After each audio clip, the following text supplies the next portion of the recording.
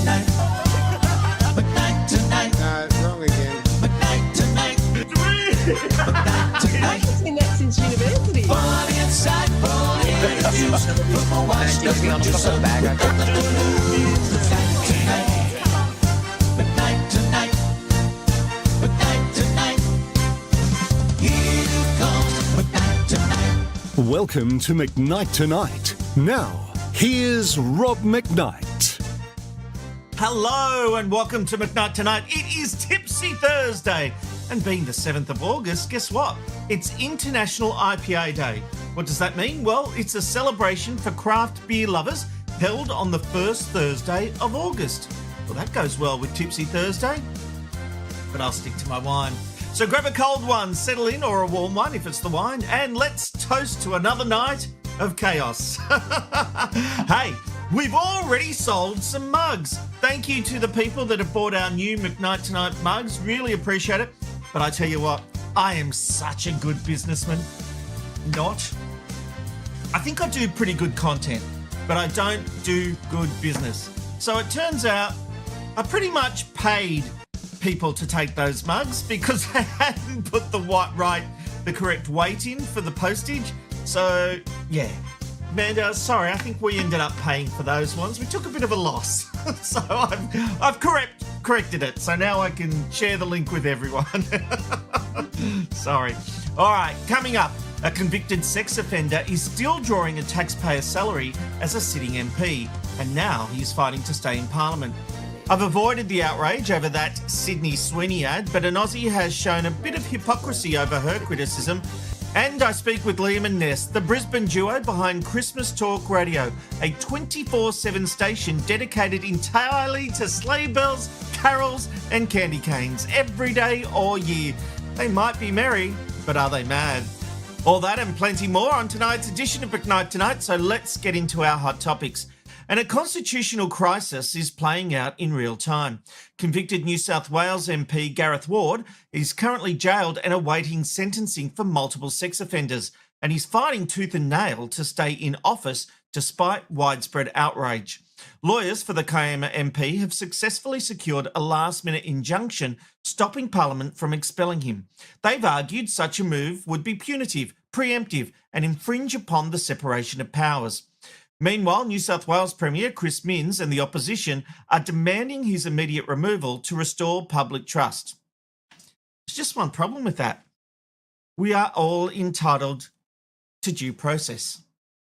And as much as I would like to see this guy rot in jail, he has been found guilty, but he deserves the option to fight that and appeal that, and maybe there might be some piece of evidence that exonerates him, but at the moment he is a convicted sex offender and he has no place in Parliament.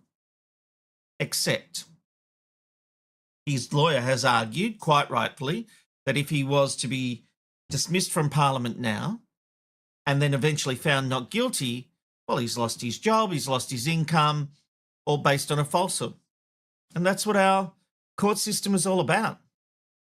We have a judgment, we have the right to appeal, and you have the right to take it all the way through the courts. And until he has exhausted his legal options, I'm afraid we have to accept it.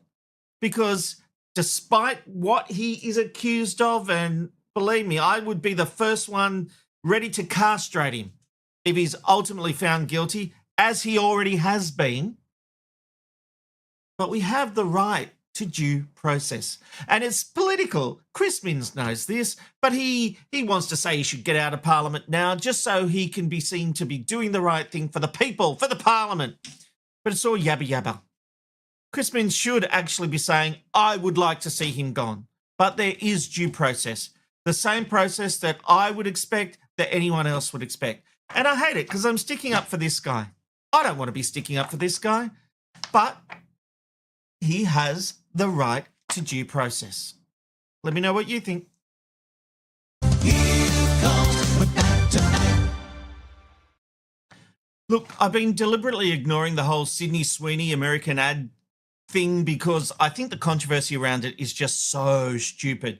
But an Australian commentator has jumped into the debate and offered what I think is a view full of hypocrisy. But first, in case you aren't across the story, the actor has been blasted over an ad for jeans that some on the left have labelled racist and a nod to Nazi ideals, conveying thinly veiled support for white supremacy and eugenics. Yeah, I'm talking about an ad for jeans, and it does all that in 15 seconds. Here's the ad in question. Genes are passed down from parents to offspring, often determining traits like hair color, personality, and even eye color. My genes are blue. Sydney Sweeney has her genes. There's a whole series of ads, all ending with a tagline, Sydney Sweeney has great genes. I think it's very clever. But now Aussie podcaster Abby Chatfield has entered the fray along with the rest of the internet, and she's condemning Sweeney over the ad. Posting on Instagram, Chatfield wrote, people are quick to either absolve Sweeney of fault, saying she is merely talent and didn't write the script, or they are putting the entire blame on her. I don't think either are true. Sweeney is definitely at fault. After all, they couldn't do the shoot without her. If she didn't agree with the way the ad was taken, she could have easily issued a statement by now. But as was made public yesterday, she is a registered Republican. Oh my God, she's a Republican. She must be racist. What does being a Republican have to do with anything? You know, I like Abby Chatfield, but she's used sex to sell a lot of the things she does online. This campaign is simple, right? No one making this ad thought of racism. They were thinking of sex, right? The good genes with the jeans, they're just thinking sexy girl, sexy lady makes the jeans look great, right? This is advertising 101. This is what's happened ever since advertising was invented. People use sex to sell. This is not a new lesson. And yet, we've all gone or some on the woke left have gone and said, Nazi. I mean, seriously. And this is the thing that gets me, though, with Abby. Abby gets upset when people judge her over using sex or when they have a go at her, she gets upset. But she's doing exactly the same thing here, what she accuses other people of, making assumptions, jumping to conclusions. Now, there's no doubt, Abby, I watched the video that went along with this podcast, with this Instagram post, and she makes the point that there would have been people part of this campaign that would have tried to raise this issue as an issue that it was racist, but they weren't listened to. So that's a whole other debate. I don't think it's racist, but I'm a 52-year-old white male, so maybe I don't know what racism is. But I can tell you, until someone said this is racist, I would never have picked it up in a million years. They're not saying that because she's the blonde with the blue eyes, that she's Hitler's ideal of a perfect specimen. They're just saying she's hot, right? This is really simple. Don't overcomplicate things. American Eagle weren't going for a brand. Do you think any brand wants to be seen as racist, even though it has led to higher sales? You know why?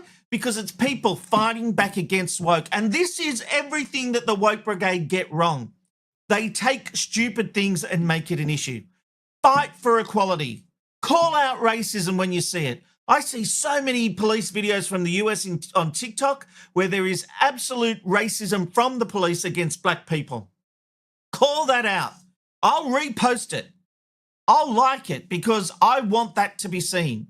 But the idea that this ad is Nazi and spewing Nazi ideals, get a grip. And Abby, again, you're jumping to conclusions about what she stands for. Because she's a Republican, you're essentially inferring that she's racist. Come on, you don't like it when people do it to you. You're in the public eye, you give opinions as you're entitled to do. I give opinions. Fight against the opinions. Give your opinion. But attacking her like that, I think, is bad form and worthy of a rethink. Here comes McKnight tonight. All right, let me know what you think by leaving your thoughts in the comment section of this video. I am getting to your feedback very shortly. And don't forget to have a drink. Calm yourself down while I have a rant. Oh, speaking of rants, It's time for Rob's Rant. Anyway, some people are just stupid. They either think they're being clever by offering their hot take to bring someone down, but sometimes they simply show their ignorance on how things really work. Take a look at this TikTok video criticising Erin Molan and News Corp. So on the same day as 300,000 Australians marched across the Sydney Harbour Bridge in protest of a genocide in the Watermelon Land, Stella magazine thought it would be an awesome opportunity to feature this apparent journalist and Zio pustule on the arse of humanity, Erin Molan, on their cover. What do you think Stella magazine is? It does features on celebrities and people of note. That's what it does. It doesn't cover news of the day. And the protest was held on Sunday, August 3, the same day that mag came out in the Sunday Telegraph. And the Telegraph covered it on the Monday, the day after. But I've got to ask you, how do you expect a magazine to cover a same-day story? How does that work? It's not the digital edition. It's a printed magazine, which means it was at least printed the day before. And I can tell you, Stella magazine is done weeks ahead and printed probably at least a week ahead. So the idea that you're getting upset that Stella magazine, not the newspaper, the magazine Lift Out, that's all about lighter stuff usually, although it does some heavier stories in Stella, should be covering a same-day protest, beggars belief. And you obviously have an issue with Erin Molan because the way you described her and her support of Israel. Again, I've got no problem with people holding views and say your view about supporting Palestine and all that kind of stuff. But isn't it interesting, especially people on the left, when they don't like someone's politics, how they abuse them? Can you run that again? I want to hear that term that she used to describe Erin. So on the same day as 300,000 Australians marched across the Sydney Harbour Bridge in protest of a genocide in the Watermelon Land, Stella magazine thought it would be an awesome opportunity to feature this apparent journalist and Zio pustule on the arse of humanity, Erin Molan, on their cover. Zio pustule on the arse of humanity. Is that what she said? And apparent journalist. I've worked with Erin. She's worked in newsrooms. How is she an apparent journalist? She's a journalist. Whether you like her or not, she is a journalist. But it's that belittling, isn't it? Should I just turn around and call you an idiot because you're so stupid that you don't understand that magazines are printed ahead of time and can't react to same-day news? Because you're an idiot if you think anything else. Grow up, get a life, make your points, but that is the most disingenuous take on any news story I've seen in a long time. And I just don't get it. I mean, I think she's popular. Yes, Miss Jess, or whatever her name is. Good on her, great.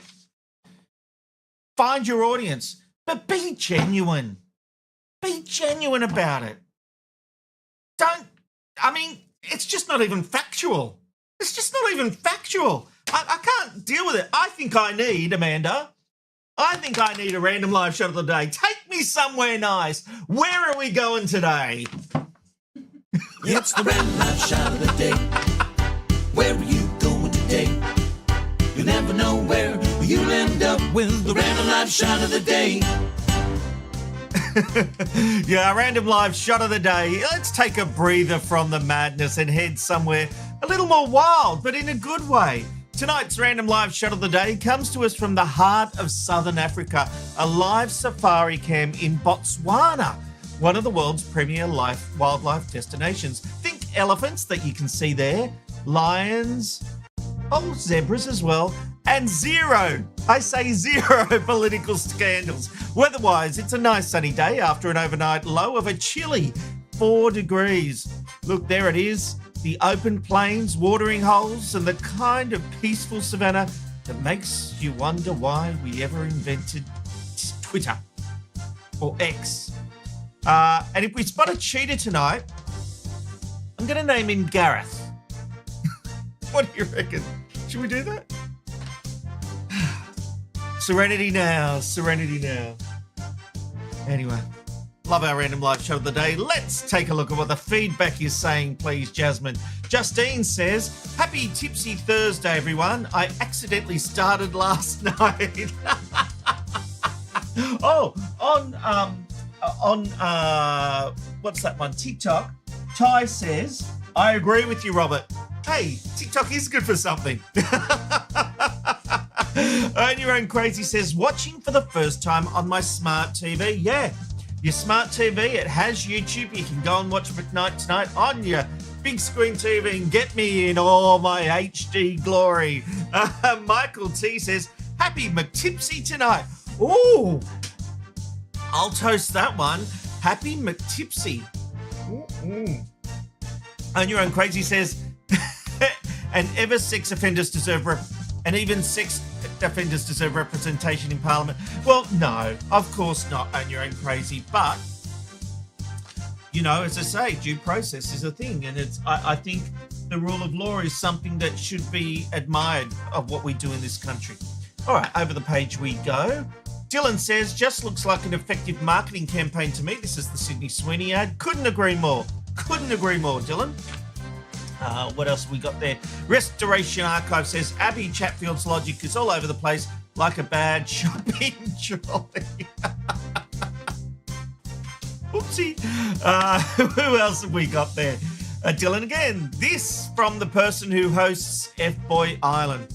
Yeah, look, I'm not going to criticise her for that. I have no problem with Abby Chatfield and what she does and the things she hosts and the way she acts.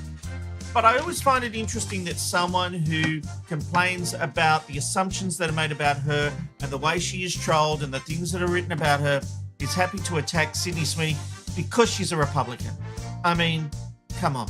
Michael T says, unfortunately, once someone is elected to Parliament, this is on the sex offending MP who is challenging that in the courts of law, has been found guilty. But he says, Michael says, unfortunately, once someone is elected to Parliament, only they can leave if they decide to vacate their seat. This is why I believe we should have mid-term elections every 2 years. I don't know that I want to go to the polls every 2 years, but I take your point. Jeanette says, yay, rant time. Yeah, we love a good Rob's rant. Dylan says, make a stinger, Rob. Yeah, maybe I will. Wonder if I can get my friend Buddy Good to do something. Restoration Archive says, oh, the elephant is having a dump. Really? Can we see that live shot again, Amanda? Probably missed it, but, you know, good telly. Oh, they've moved the camera, which is great. Oh, they've moved the camera away from the elephants doing dumps, maybe.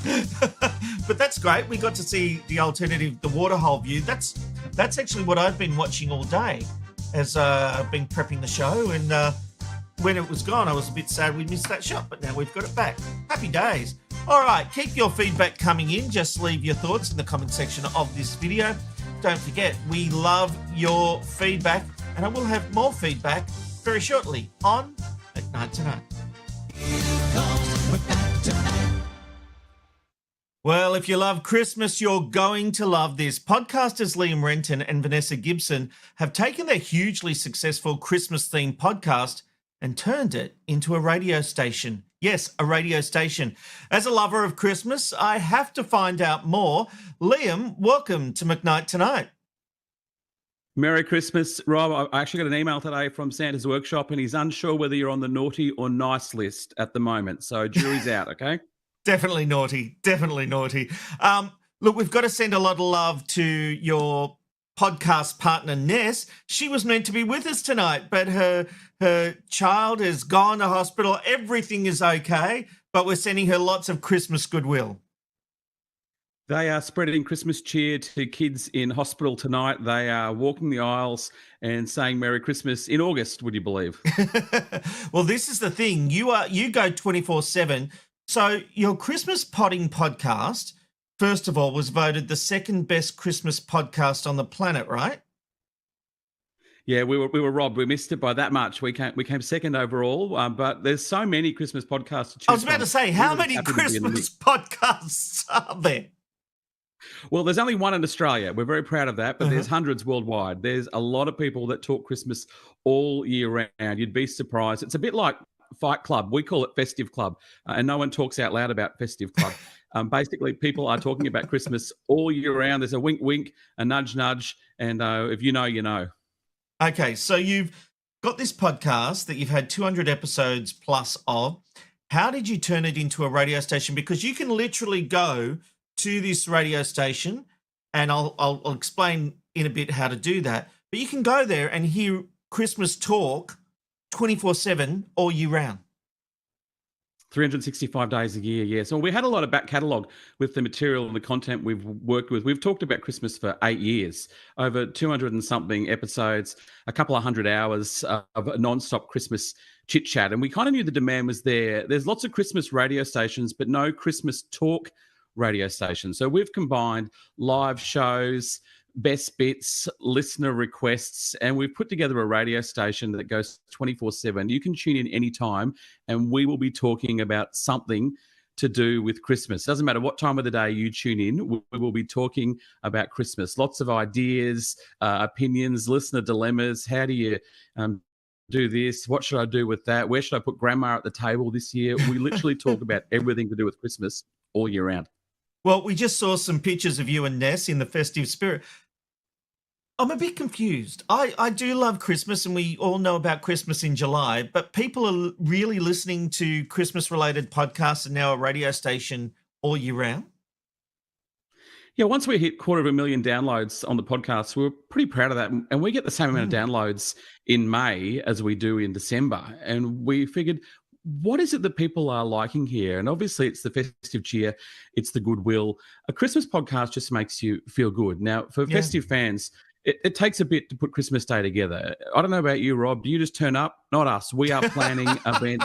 No, I cook the hosting- roast. I always cook the roast pork, so that's my Christmas Day treat.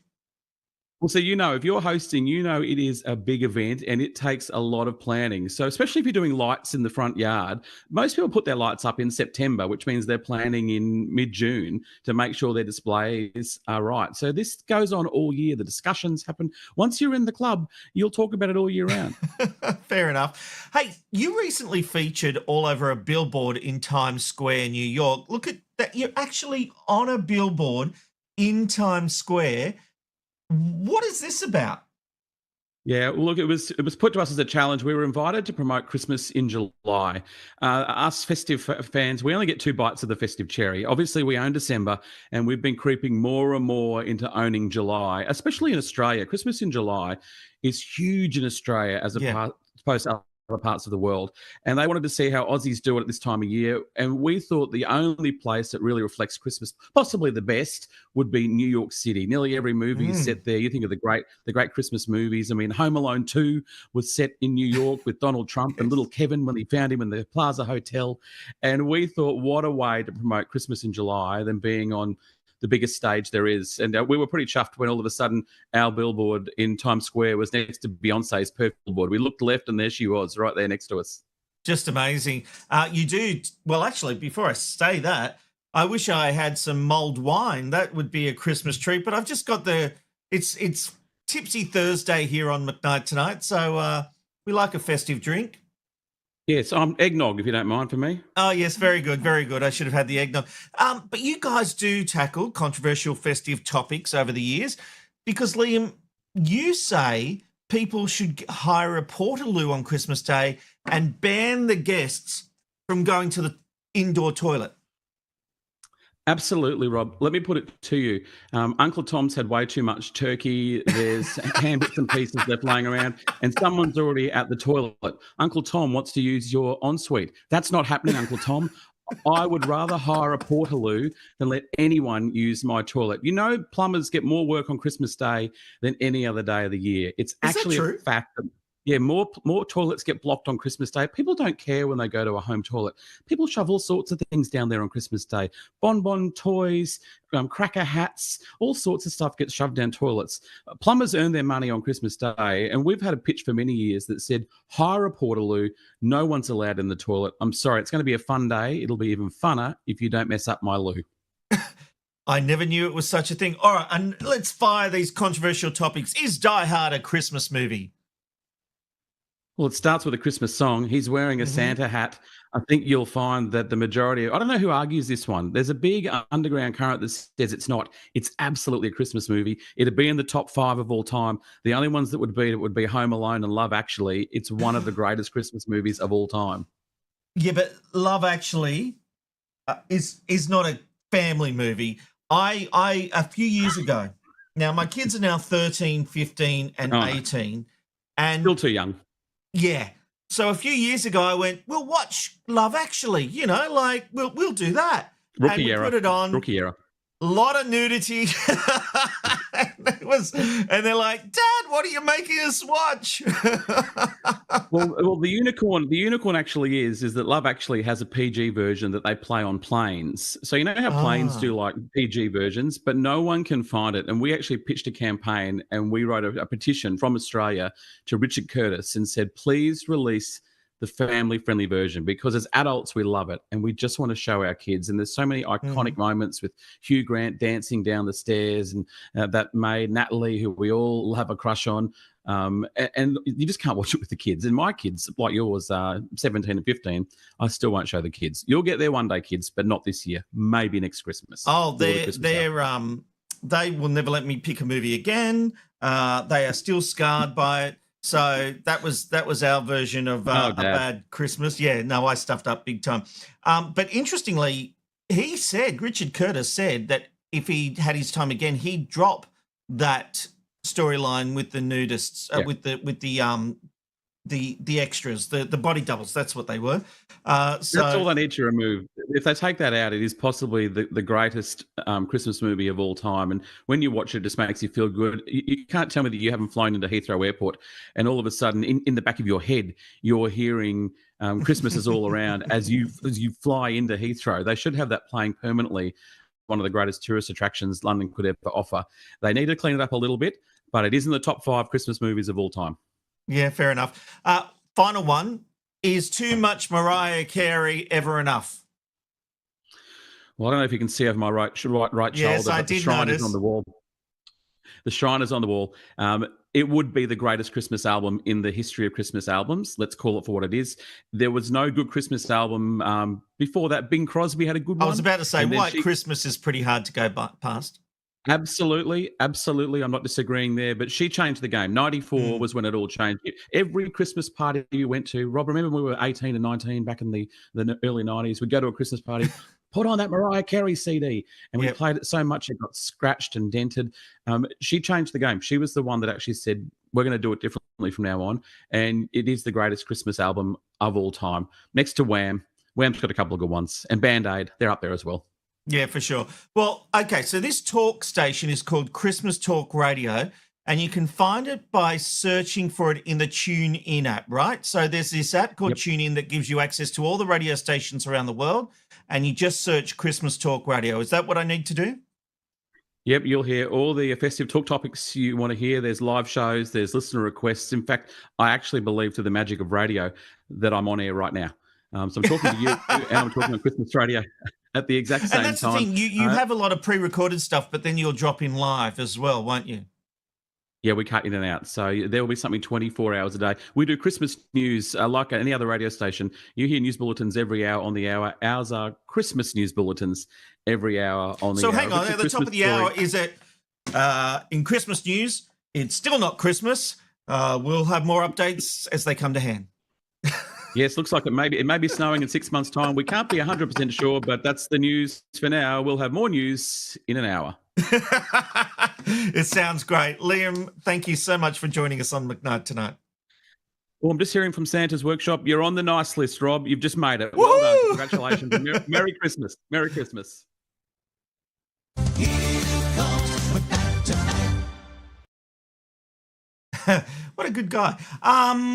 Before I go to your feedback, Amanda, can you take my computer for a second, please? So I was on news.com.au earlier today, and I noticed this article. It was actually up on the lead a little while ago, but world shocked at what Aussies pay for drugs. Now, I actually think I ran a clip from this guy.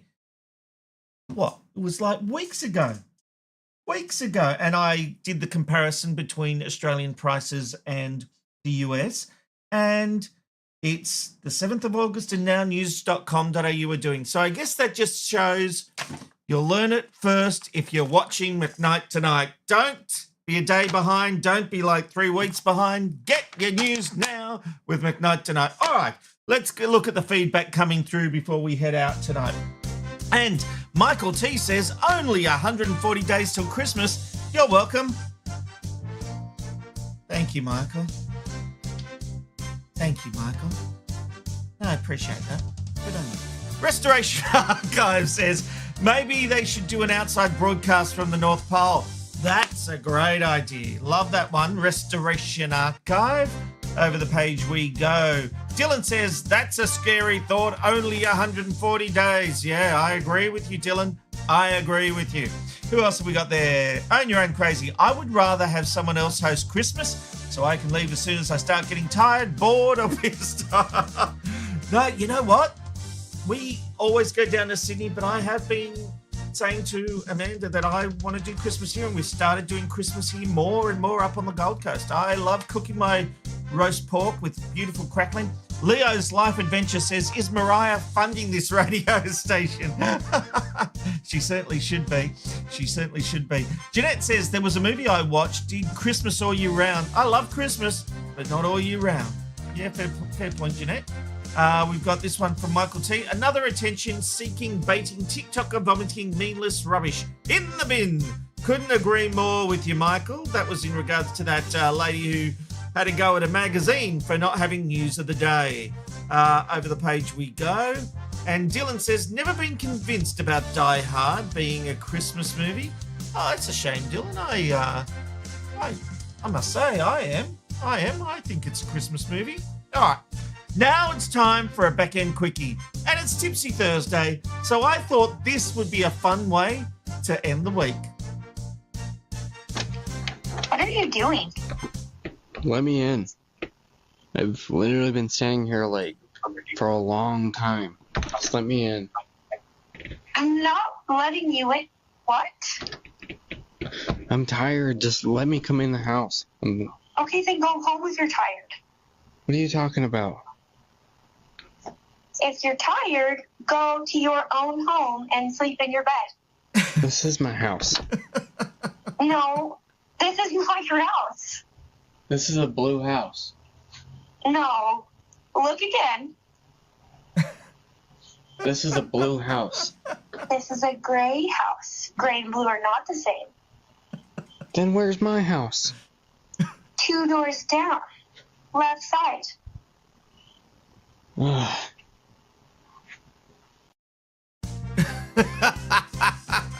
I love that. Although Restoration Archive has just said, I'm not convinced this guy and his videos are real. That may be true. It still made me laugh. I've never been that drunk that I haven't recognised my own home, though. Of course, I've never been drunk. Stand-up model citizen, I am. Sorry. All right, that brings us to the end of another week of McKnight Tonight. I will be back again on Monday at 9 p.m. Tell your friends, tell your neighbours, tell your family to tune into McKnight Tonight. You can find us at youtube.com/@McKnight Tonight. And yes, the link to the mugs will go live on the YouTube page tomorrow for everyone. Hopefully I've got the postage price right now and we can all be happy. Thanks for your support. We really do appreciate it. Until next week, it's good night from McKnight. See you later. Tonight, McKnight Tonight, McKnight Tonight. It's good.